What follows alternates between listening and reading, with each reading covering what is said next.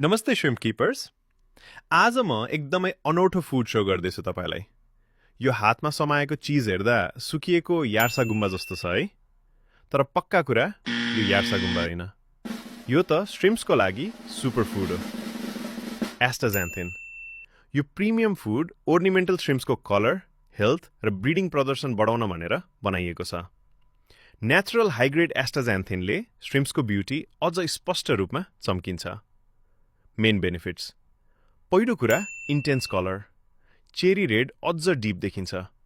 Black भेराइटिजमा पनि vibrancy राम्रो बढ्छ। दोस्रो कुरा हेल्दी मोल्चिङ र स्ट्रङ सेल। मोल्चिङ स्मुथ हुन्छ र एक्जोस्केलेटन राम्रो डेभलप हुन्छ। तेस्रो इम्प्रुभ ब्रिडिङ, फर्टिलिटी बढ्छ र ह्याच रेट स्टेडी रहन्छ। चौथो स्ट्रङ्गर इम्युनिटी, डिजिजबाट बच्न सहयोग पुर्याउँछ। अन्तिम फाइदा cleaner tank, highly digestible formula भएकाले वेस्ट कम हुन्छ र पानी स्टेबल रहन्छ। फिडिङ गाइड, स्मल अमाउन्ट 2 देखि 3 पटक प्रति हप्ता दिनुहोस्।